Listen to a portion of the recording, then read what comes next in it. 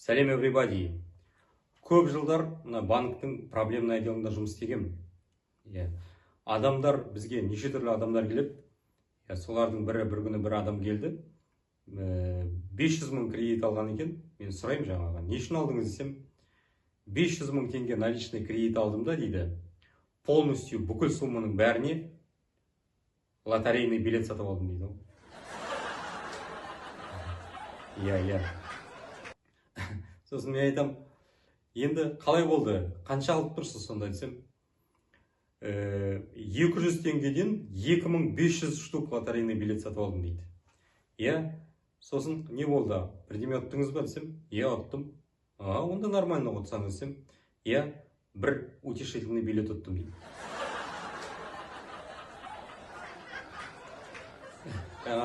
Тағы бір адам келді, жас жігіт примерно 25-те. 1 миллион қарызым бар, соны төлей алмай қалдым дейді. Мен айтам, не үшін алдың енді десем, қызыма предложение жасау үшін алдым дейді. 1 миллионға предложение жасау үшін ба сонда қызыңа? Лимузин жалдадым, костюм тіктірдім, актерларды жалдадым, рестораннан ең күшті жерден орын алдым, жаңағы 101 роза алдым дейді. Қалған соманың бәріне жаңа кольцо сатып алдым дейді. Мен айтам, 1 миллион теңге. Енді төлей алмай қалдыңыз, енді жайлап екеулеп жүріп, бірдеме қылып жайлап төлеп бастамайсыз ба десем, кім екеуміз дейді. Жаңағы енді қызың, одан кейін қазір енді жолдасың шығар десем, жоқ. Ол сол кезде маған жоқ деп жауап берді. Мен айтам, қалай сонда? Адам деген 1 миллионға предложение жасайын деп тұрса, значит, ол деген уже уверен болу керек қой. Ол деп айтатынына. Сонда неше ай жүрдіңдер? Жоқ, ай емес дейді. Жыл ма? Жоқ, 4 күн жүрдік дейді.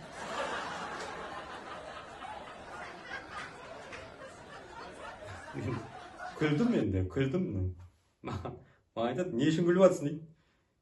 Мен енді айтам, мен енді осындай далбандарды көрсем күлем деп ішімнен айттым. Сыртымнан айтым, жоқ, бірдеме есіме түсіп кетіп еді. Тағы бір адам келді бір күні. Үстінде татуировка, мына жерінде, и бір қолында забинтованный марлемен орап тастаған. Мына жерінде татуировка, бір түрлі андай тельняшкамен кіріп келді. Шорты еще, аяғында да татуировка. И маған келіп айтады, бүгін бір кредитім жаптым. Соған енді бір справка алып кетейін деп едім, жаңа кредитім жоқ деген дейді. Жақсы деп отырды. Сосын сұраймын ғой жаңа, мынау не? Үсті басыңызда бәрі татуировка десем, бұл татуировкаларды мен деген каждый кредитімді жапқан сайын, бір кредит жабылса, соның құрметіне татуировка салдырам. Мысалы, мынау дейді, қоянның суреті тұр екен татуировка. Бұл ең бірінші кредитім қоян фермасын ашам деп кредит алғам. Соны жауап сағаннан кейін осы қоянды салдырдым дейді. Ал мынау деді, бұл клубника. Сол қоян фермасының қасына клубника ектім дейді. Сол үшін де кредит алғам семен алуға. Сол кредитті жапқаннан кейін клубниканы салдым. Мықты екен. Сосын тұрдым да, анау аяғыңызда голый қыздың сурет тұр ғой десем, бұл Турцияға демалуға барғам. Сол кезде содан кейін жауапқаннан кейін барып салдырдым дейді. Енді голый қыздың не қатысы бар десем, қатысы бар деп қойды. Сосын жаңағы бір қолын былай байлап қойған енді. Мынау дейді, бүгін жаңа салдырып жатырмын бұл татуировканы.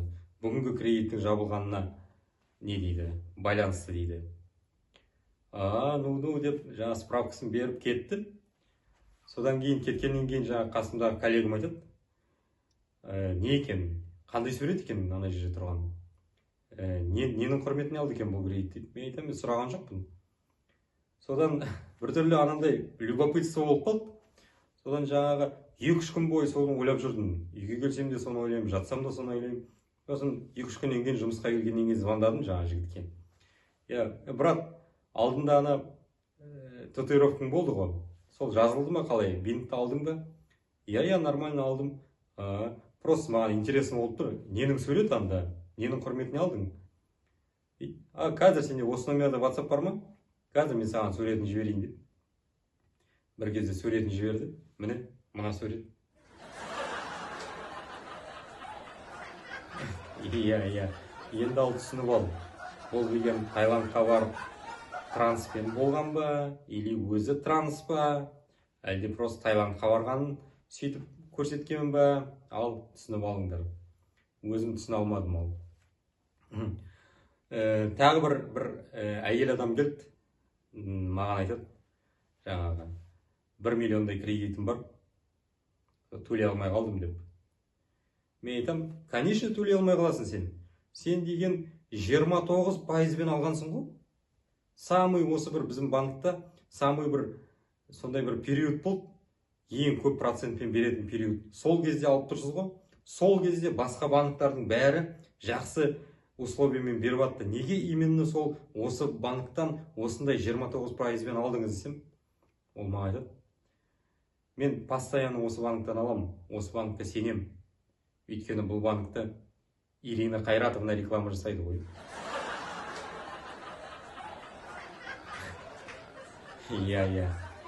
Сосын мен айтам, енді 1 миллионды не үшін алдыңыз десем, 1 миллионды алып, кішкене өмірімді жақсартам ба деген дейді. Шетелге шығып, өмірімді жақсартам ба деген дейді. Мен айтам, 1 миллионды 29%-бен алсаңыз, сіз өзіңіздің өміріңізді жақсартпайсыз. Сіз осы банктың директорларының өмірін жақсартасыз. Айтады.